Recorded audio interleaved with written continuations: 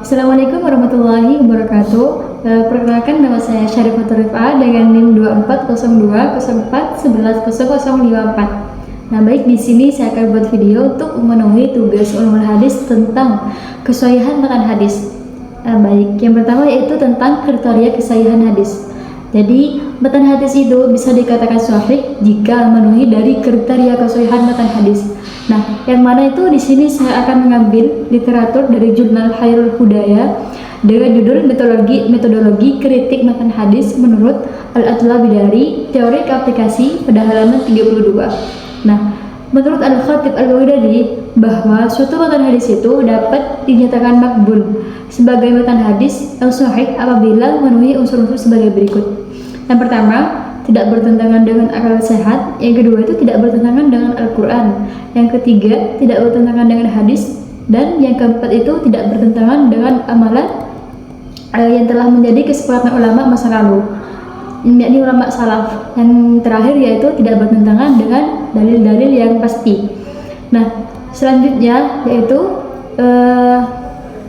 aplikasi kesahihan matan hadis. Nah, jadi hadis man kadzaba alaihi muta'ammidan falatabawa maq'adahu minan nar ini adalah hadis yang sahih karena memenuhi dari kategori beberapa kriteria kesahihan matan hadis dengan penjelasan sebagai berikut. Yang pertama, hadis man kadzaba alaihi muta'ammidan falatabawa maq'adahu minan nar itu tidak bertentangan dengan akal sehat. Nah, karena secara akal sehat suatu kejahatan itu diantaranya adalah berbohong dalam berbohong. Nah, dalam pembahasan ini itu merupakan satu hal yang buruk yang dapat menghancurkan fondasi umat dan hubungan antar manusia, yaitu kepercayaan.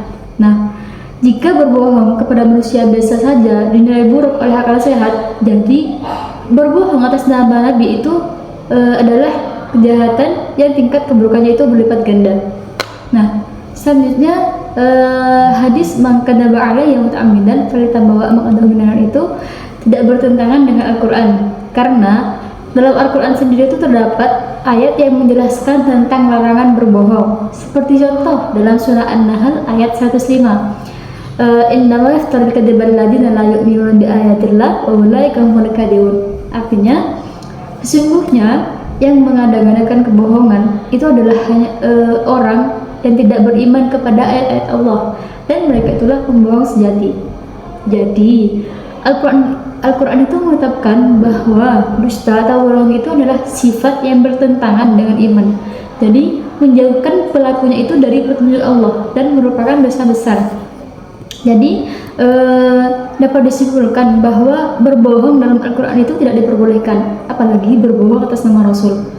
Selanjutnya yaitu hadis man kadzaba alaihi muta'ammidan ini tidak bertentangan dengan hadis karena kedudukan hadis man kadzaba alaihi muta'ammidan ini itu mencapai pada tingkat hadis mutawatir, yang mana hadis ini tuh terdapat juga di semua kitab hadis utama yaitu Kutubus Sittah, yang mana juga tidak ada hadis sahih yang secara mutlak itu bertentangan dengan hadis ini. Jikalau ada hadis yang bertentangan dengan kaidah dasar ini, misalnya ada hadis yang menyatakan berdusta atas nama Nabi itu boleh, nah maka hadis yang bertentangan ini itu dihukumi sebagai hadis maudhu atau hadis palsu. Selanjutnya yaitu hadis man kadzaba alaihi muta'ammidan itu tidak bertentangan dengan amalan yang telah menjadi kesepakatan ulama masa lalu.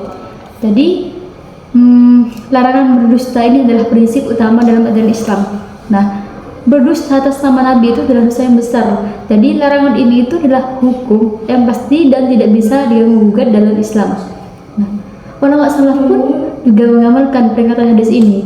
Jadi mereka itu sepakat bahwa berdusta atas Nabi itu adalah kejahatan yang serius terhadap agama. Jadi oleh karena itu hadis larangan berbohong atas Nabi ini itu adalah perintah yang membuat para ulama salaf itu sangat hati-hati dan ketat dalam menerima hadis, sehingga mereka itu tuh menolak riwayat dari orang-orang yang tidak jujur. Jadi kesimpulannya hadis ini tuh bukan sebuah kontradiksi, yakni dalam hal bertentangan dengan ulama salaf, melainkan dalam hal bertentangan dengan amalan ulama salaf, melainkan sebagai dasar hukum yang dipegang teguh dan diamalkan oleh ulama salaf. dalam upaya menjaga sunnah Nabi Muhammad SAW dari segala bentuk pemalsuan. Nah, selanjutnya yaitu hadis man kadzaba alayya muta'ammidan ini tidak bertentangan dengan dalil yang telah pasti. Nah, karena hadis ini tuh adalah dalil yang sangat kuat, juga menguatkan keaslian semua dalil yang telah pasti, baik itu dari sumbernya maupun maknanya, seperti dari Al-Quran dan hadis mutawatir dan sahih lainnya. Jadi hadis ini tuh tidak mungkin bertentangan. Hal ini itu adalah menjadi prinsip dasar untuk menjaga kemurnian dalam Islam, bahwa kedustaan atas nama Nabi itu adalah dosa besar yang merusak agama. Nah, baik, pada penjelasan terakhir saya akan membahas tentang bagian sanad dari hadis man kadzaba alayya muta'ammidan falyatabawa maq'adahu minan nar. Nah, di sini saya mengambil dari 3 literatur. Yang pertama itu dari Abu Daud, yang kedua Ibnu Majah, dan yang ketiga Ad-Darimi. Nah, baik, di sini tuh saya akan membahas dari jalur Abu Daud dan Ibnu Majah, karena nanti itu mereka sama-sama menceritakan dari Amir bin Abdullah Az-Zubair. Jadi yang pertama Abu Daud. Jadi Abu Daud itu menceritakan dari Amr bin Awan Al-Wasiti. Amr itu menceritakan dari Khalid bin Abdullah Al-Wasiti, dan Khalid itu menceritakan dari Musaddad bin Musarhad, dan Musaddad itu menceritakan dari Bayan bin Bashar, dan bin Bashar itu menceritakan dari Burah bin Abdurrahman. Nah, sebelum meneruskan sampai ke Rasulullah yang dari jalur Abu Daud ini, saya akan bacakan dari Ibnu Majah terlebih dahulu, karena nanti itu mereka sama-sama meriwayatkan dari satu imam. Jadi Ibnu Majah itu menceritakan dari Abu Bakar bin Abi Syaibah. Abu Bakar itu menceritakan dari Muhammad bin Bashar. Muhammad bin Bashar itu menceritakan dari Muhammad bin Ja'far Al-Hadli, dan Muhammad bin Ja'far itu menceritakan dari Syu'bah bin Al-Hajjaj Al-Hadli, dan Syu'bah itu menceritakan dari Abu Sukhrah Jami' bin Shaddad Al-Maharibi. Nah, dari Ibnu Majah dan Abu Dawud, yakni di Ibnu Majah itu Abu Sukhrah Jami' bin Shaddad Al-Maharibi, dan Abu Dawud itu Burah bin Abdurrahman, itu mereka sama-sama menceritakan dari Amr bin Abdullah Az-Zubair. Nah, selanjutnya itu saya akan membahas dari jalur Ad-Darimi. Jadi Ad-Darimi itu menceritakan dari Abdullah bin Saleh.